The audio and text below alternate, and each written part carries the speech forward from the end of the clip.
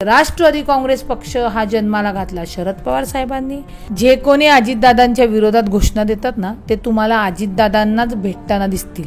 मोठ्या साहेबांच्या बाबतीतलं चुकीचं वक्तव्य करणारे हे त्यांच्या पोटात आहे म्हणून त्यांच्या ओठात आलं.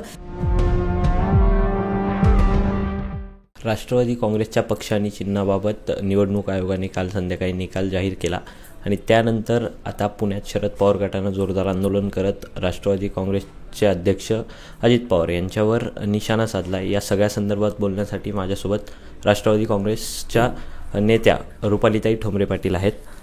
ताई, आजवर आपण बोलत होतो राष्ट्रवादी काँग्रेस अजित पवार गट, मात्र आता स्वतःहून निवडणूक आयोगाने राष्ट्रवादी काँग्रेस पक्ष आणि चिन्ह तुम्हाला बहाल केलंय, त्याबद्दल सुरुवातीला काय सांगता? मुळामध्ये बहाल केलं नाहीये, केस चालून त्याचा निकाल हा अजितदादांच्या बाजूने लागलेला आहे आणि राष्ट्रवादी काँग्रेस पक्ष आणि चिन्ह हे माननीय अजितदादांना मिळालेलं आहे निवडणुकीच्या आदेशानुसार.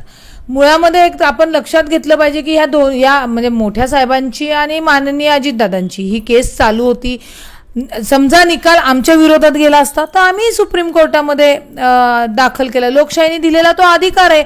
परंतु जे आर्ग्युमेंट करण्यात आले, जे पुरावे देण्यात आले, जे 52 आमदार आहेत, 52-54 आमदार, त्याच्यापैकी जर 45 आमदार अजितदादांसोबत असतील तर ते पारडं जड होतं. त्याच्यानंतर कार्यकर्ते जिल्हाध्यक्ष मोठ्या प्रमाणात सोबत असतील तर ते पारडं जड होतं.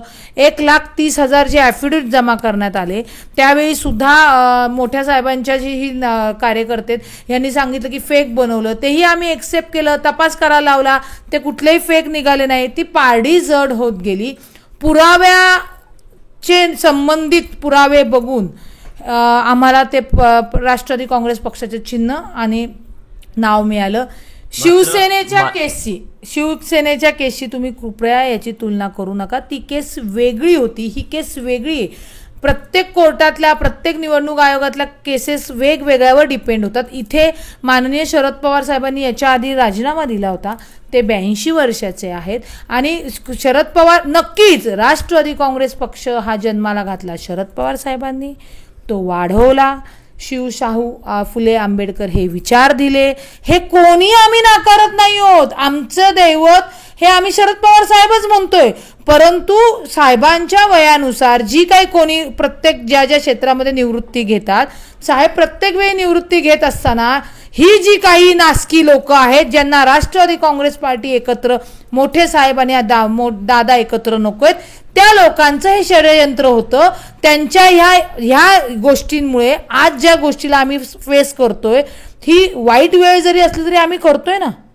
आमच्यासाठी सुद्धा हा काय आनंदाचा सण नाहीये, परंतु आम्हाला करावं लागतंय, कारण का आम्ही लोकशाहीमध्ये राहतो. आम्हाला कायद्याने ज्या गोष्टी निवडणूक आयोगाला द्यायच्या होत्या त्या आम्ही दिलेल्या आहेत. आता जर विरोधक जाणून बुजून आधीच्या निवडणुकीचं केंद्राच्या निकालाचा आधार बिधार भावनिक, हे बघा, कोर्ट आणि म्हणजे संविधान आणि राज्य हे भावनांवर चालत नाही. त्याच्यामुळे नुसत्या भावना सांगून काहीच फायदा नाहीये.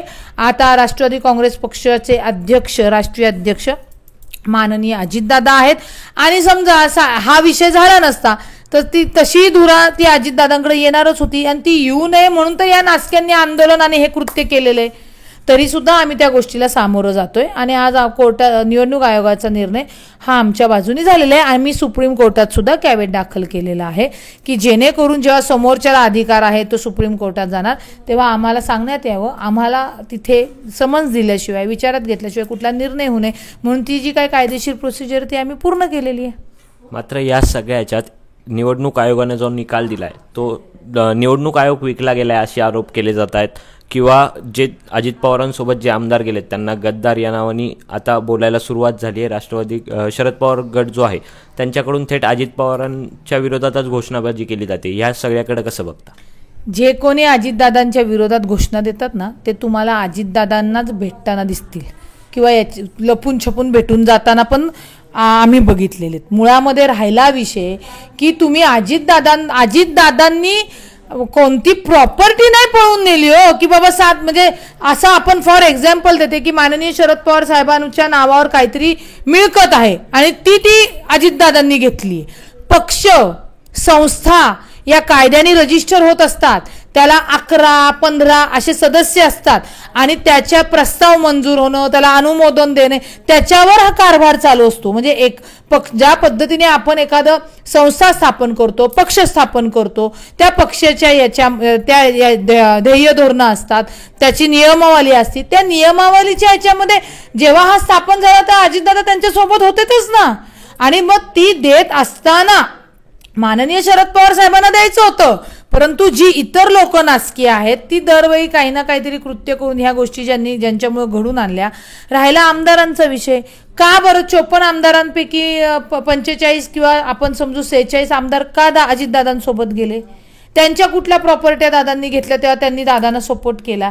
त्यामुळे भावनिक कुठेतरी विषय अडकवायचा, कुठेतरी दुसरीकडे न्यायचा काही उपयोग नाही. कायद्यावर, तत्वावर आणि पॉईंट टू पॉईंटवर बोललं गेलं पाहिजे.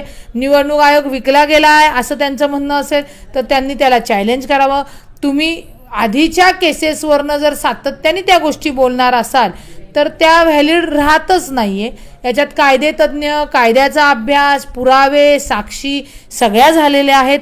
राहिला विषय की कालचा निर्णय झाल्यानंतर आज जे काही शरद पवार साहेबांच्या कार्यकर्त्यांनी पुण्यातील ऑफिसची जी काहीतरी कोनशिला काढली असं तुमचं म्हणणं तुम्ही सांगताय, तर त्याच्यावर मला तुम्हाला सांगायचं ते ऑफिस आहे ना, ज्या ऑफिसमध्ये बसून अजितदादांच्या नावाने तुम्ही धिक्काराच्या ज्या घोषणा देतात ना, ते अजितदादांनी दिले म्हणून तुम्ही बसू शकताय हे विसरू नका. हे असून सुद्धा अजितदादांनी ते ऑफिस ताब्यात घेतलं नाही, तुम्हाला बसू दिलं का?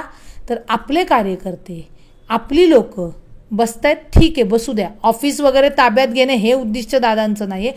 दादांचं उद्दिष्ट महाराष्ट्राचा विकास घडवणे आहे. सर्व लोकांना एकत्रित घेऊन त्यांची कामं होणं गरजेची आहेत. त्या एकदम आणि परखड आहेत. दादांचं मत हे दादा परखड व्यक्त करतात. परंतु ही जी नासकी लोक आहेत, जे दादा बोललेच नाही त्याला कुठेतरी भावनिक टच द्यायचा. म्हणजे मग काय, आता अजितदादांनी बारामतीमध्ये सांगितलं की बाबा रे भावनिक होऊ नका, जर मला मिठाचा खडा लागला तर मी आमदारकीला वेगळा विचार करेल. त्यातनं ते आवडांचं सुरू झालं. मोठ्या साहेबांचे मरणाची वाट बघता का, प्रतिभाताईंचं कुंकू पुस्तक, कुठनं येतात हे शब्द? हे सगळं मोठ्या साहेबांच्या बाबतीतलं चुकीचं वक्तव्य करणारे हे त्यांच्या पोटात आहे म्हणून त्यांच्या ओठात आलं. चित्रीकरण तुम्ही केलं असेल ते पाठवा.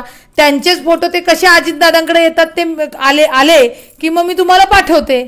त्यांना ही फार म्हणजे दुतोंडी आणि विनाकारण ज्या काही गोष्टी कसं ताणलं जाईल, कसं वाद वाढतील ही निर्माण करणारी लोकांची ही वृत्ती आहे आणि ती लोक ती आहेत. मुळामध्ये माननीय अजितदादांनी कालचा निकाल अत्यंत विनम्रपणे स्वीकार केला. ना तुम्हाला चिथवलं, ना तुम्हाला डिवचलं, परंतु सातत्याने तिथनं जे काही चुकीची वक्तव्य केली जातात, चुकीचं बोललं जातं, घरफोड्या म्हणलं जातं.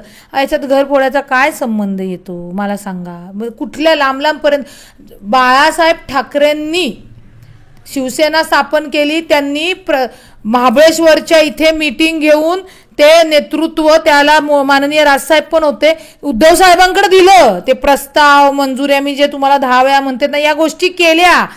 राष्ट्रवादी काँग्रेस पक्षामध्ये इथे साहेबांनी राजीनामा दिला, 5 दिवसानंतर राजीनामा घेतला.